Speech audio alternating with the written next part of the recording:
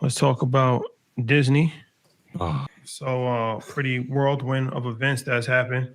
If you hadn't been following Charlie Kirk's death, Jimmy Kimmel said a few things, and I guess it wasn't to the liking of Donald Trump and a lot of other people, and he was suspended indefinitely from his Mhm. show abruptly. Caught a lot of people by surprise. Then today they announced that he's coming back tomorrow. So okay, this is interesting from a few different standpoints. We're gonna talk about it from a stock standpoint as far as Disney stock. But you know, I said one thing on Instagram. I said next star was trying to complete a Mhm. $6.2 billion merger with Tigon.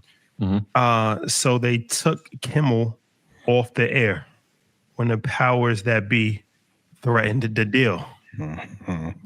Then ABC Disney lost 3.8 billion in market value in one day due to backlash and boycotts. So they brought Kimmel back. If we can learn anything from this debacle, it's the only thing power truly respects is money. Just money. That's it. Focusing on anything else in the name of change is a waste and won't work. Hello. No. On your statement. And y'all asked me about Disney last week. Yeah, it's crazy. After we did the show last week, and I think I was, and I told you this. I was trying to figure out what are they doing with ESPN, right? Because I keep seeing the commercials with John Cena, and I'm just like, I'm not sure what's happening. Is there a new ESPN app, and what does that mean?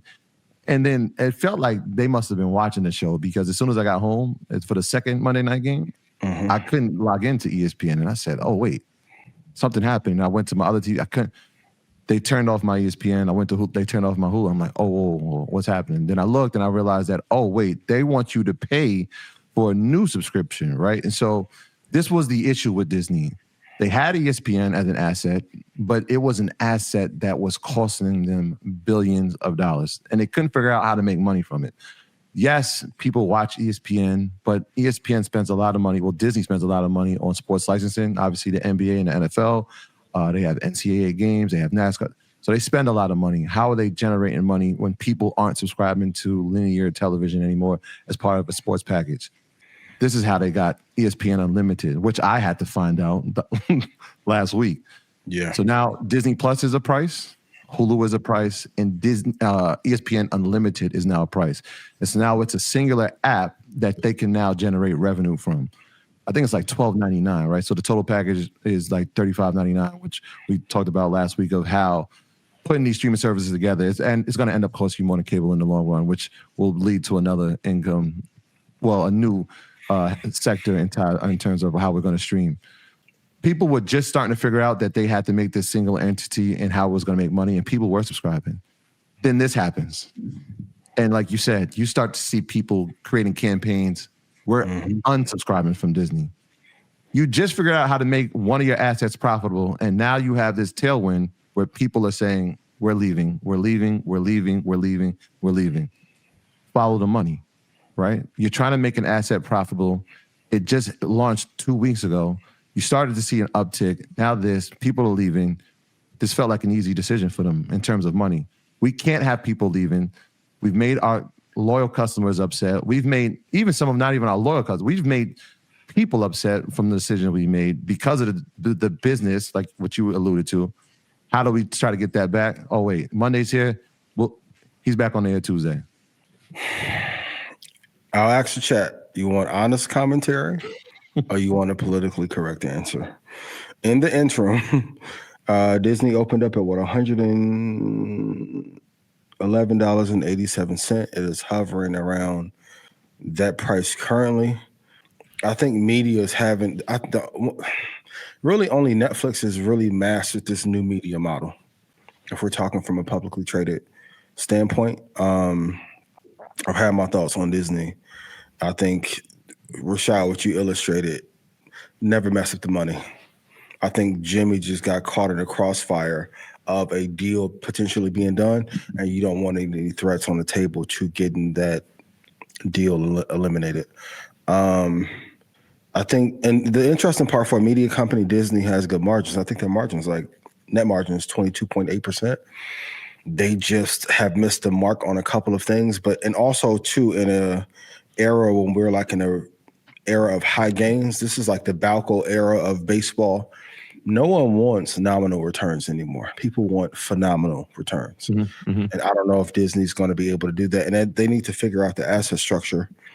And like you said, with all the apps combined, you're paying now more than what you used to pay for cable. And I don't know if it's worth it. So especially as there is a economic tightening and compression in finances, I don't know if this model is the best model to pursue. You lost UFC. You gained you gained the WWE, but the WWE is so intelligent that they spread out their brand across all premium services. So it's on Peacock. Good move. It's on Netflix. Yep. Right. It's on Fox. It's on all of them. And they made WrestlePalooza just for them, but that's not a premier WWE event. What they do have is football. They do have Monday Night Football, and they do have college football. And we know what is king in America when it comes to sports and live sports. Well, unless it's the Netflix boxing model, because that will probably generate more people in the Super Bowl watching. Well, to be fair, Netflix stock has been trashed for over half a decade. Whoa, hold on. 5 years. I mean, Disney. Oh, I'm about to say. I was about to say, I'm like, hold on, bro. I'm about to disagree. Charlie, if we're gonna wake it up, let's wake it up. Yeah. Last time was 21. He meant Disney. Disney stock has been in the dumps for half a decade.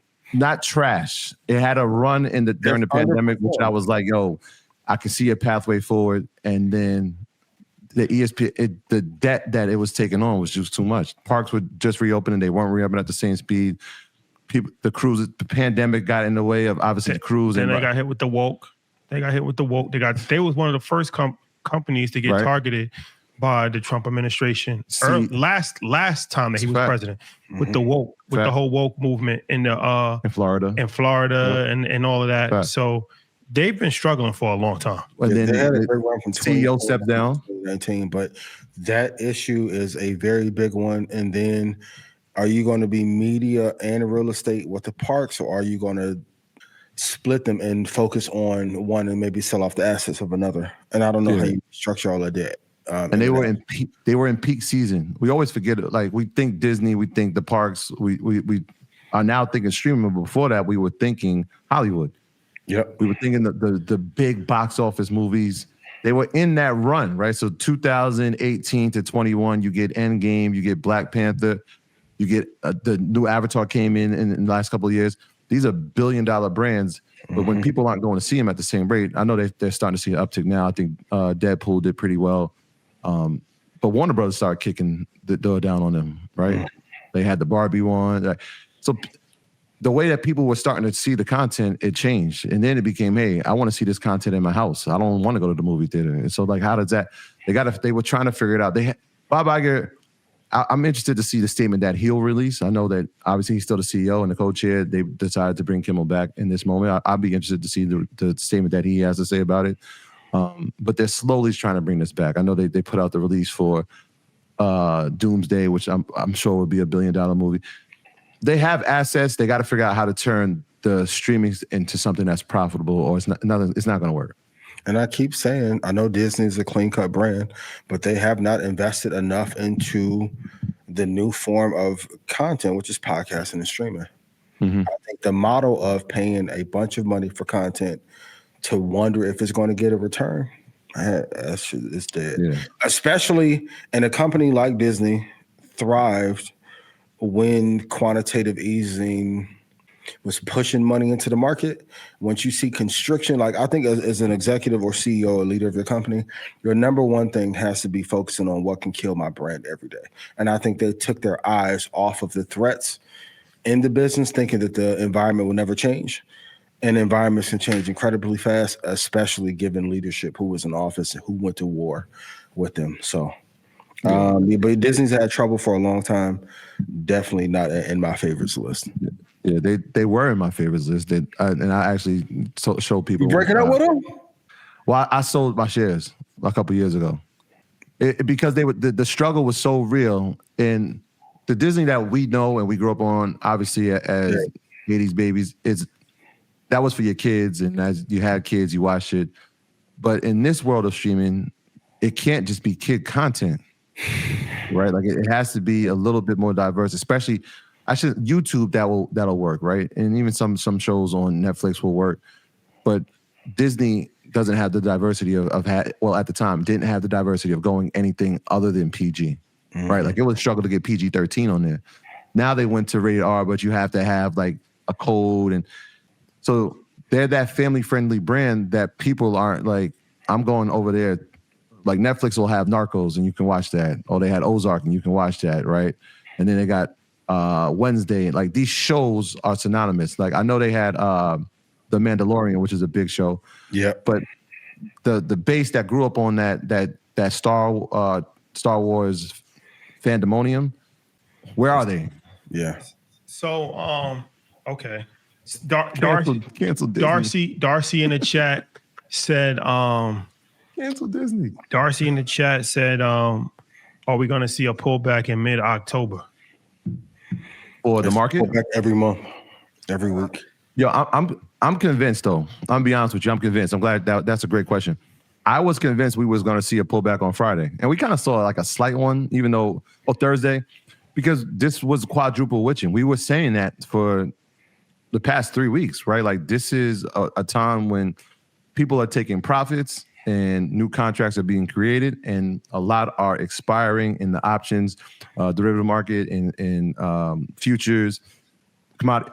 Those things, I don't know what's going to stop the market. We've seen conflict after conflict. We've seen political turmoil. We've seen administration change. We've seen tariffs. And at the end of the day, the market just becomes more resilient. I've always said the market is rigged to permanently stay up. Hedge funds, pension funds, fund of funds have to deploy capital. So they're going to so are we going to have a pullback? Pullbacks happen every day, every week. That's why I said on stage, go to your month, week, daily chart, find the areas in which you want to buy. You'll see them there. They just don't last as long as they used to. You have a smarter retail investor, smarter retail trader. You have quants there before, but the quant movement has exploded even more. The AI trading revolution is starting to kick in, and then the hedge funds are getting it better. So those opportunities that used to lay there for 2 or 3 weeks are now 2 and 3 days. You have to be faster to your execution. And then when you have moments like April and then May where the market was still at a low, you have to put a lot of capital in because you aren't going to see those kind of pullbacks. But for the record, or even if you go to your hour chart, you have a pullback every day. It's up to you to take advantage of it. Ved said this is the first time that they've made money in the market on quadruple witching. First time. It's unusual. The market, I don't know.